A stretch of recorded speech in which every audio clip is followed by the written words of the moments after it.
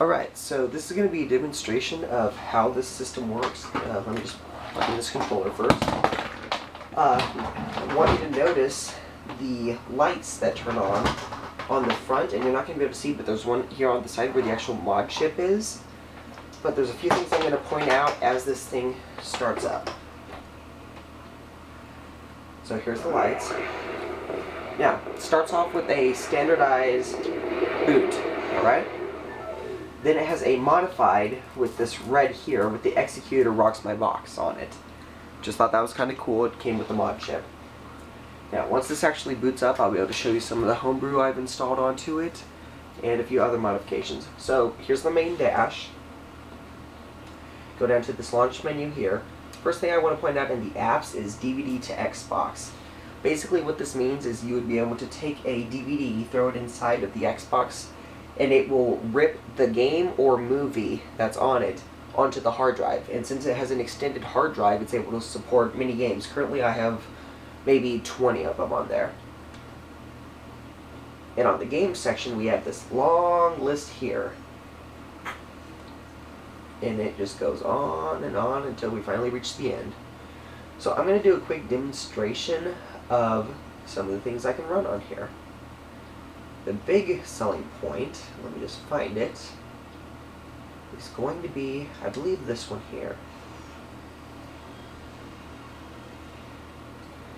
One thing I wanted on here was to be able to play all my classic game systems.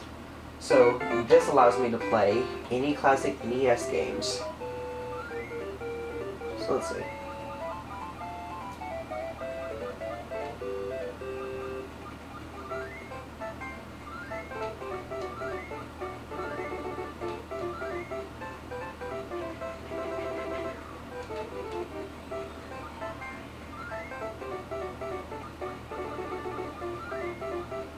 There we are. So we have this long list that just goes on and on and on.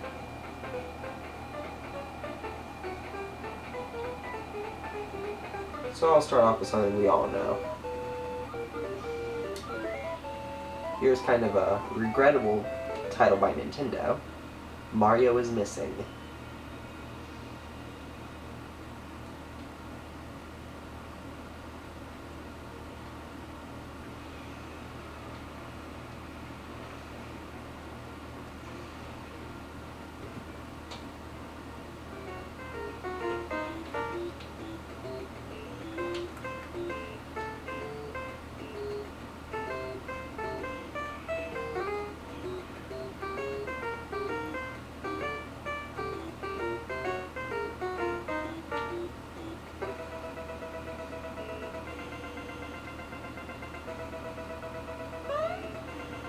So as you can see, the emulator runs completely smoothly. I've never had an issue with it. And yes, all these sounds are the ones that were originally on the cartridge. Like I said, this is one of the few regrettable titles by Nintendo. Personally, I've never played it, so that's probably why I'm sucking so bad right now at it. Anyway, so that's just one game system that we have available.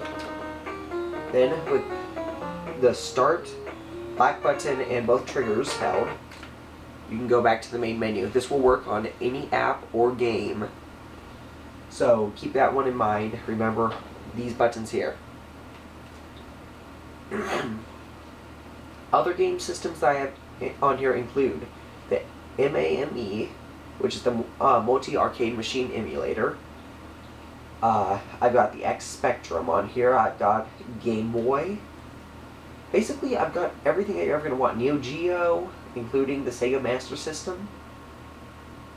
And I know that I've got quite a few people that want this for some selected games. You guys know who you are. Who doesn't want to have a Game Boy on their Xbox?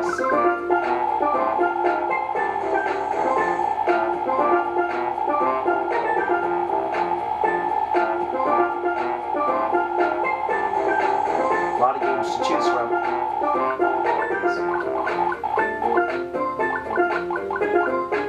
Alright, so let's do Pokemon Crystal.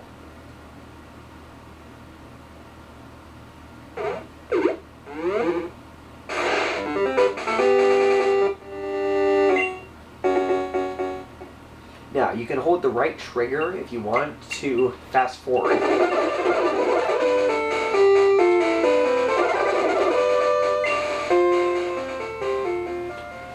Now, fast forwarding is good for these long text sequences. You can just press A as quickly as you want. Just probably pay attention while I'm doing this. Anyway, so we're here, walk around, you know, just like you normally would, play the game like you normally would. Annoying text sequence with your mom.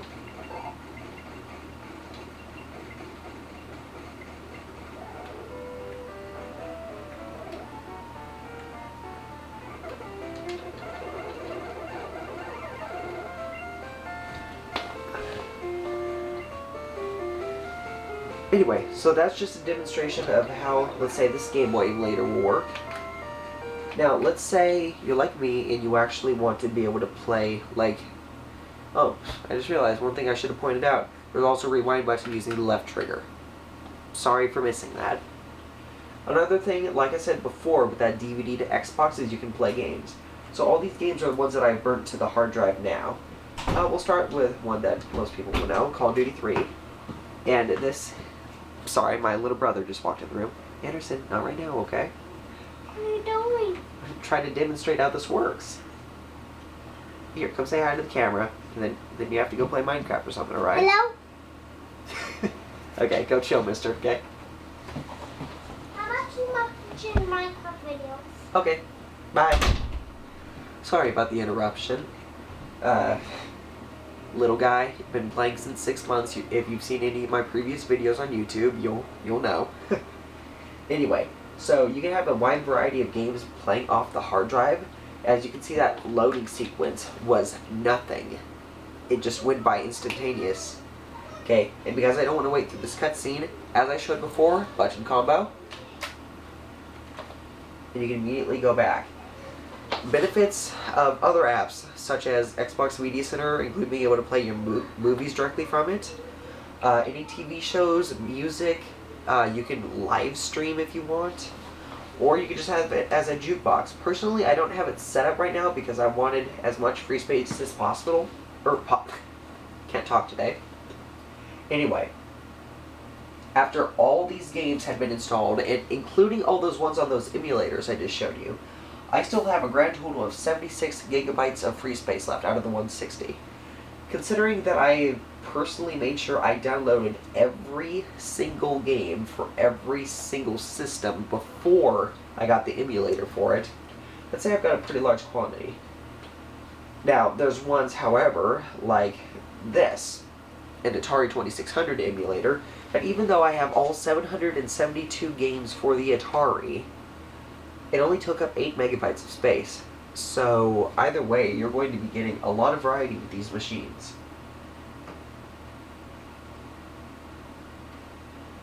Now, the only difference between this machine and, let's say, one of the other ones I have here, this one was a previous project of mine. It was going to be using a hot swap method to do the modification on it. It was going to be able to do basically the same thing this one over here can do, except without the mod chip. And it is good. The only issue I have, of course, is that the top is missing. Now, another one that is utilizing the same technology is this one here. Limited Edition Halo, also soft modded. It can do the same thing as all three of these.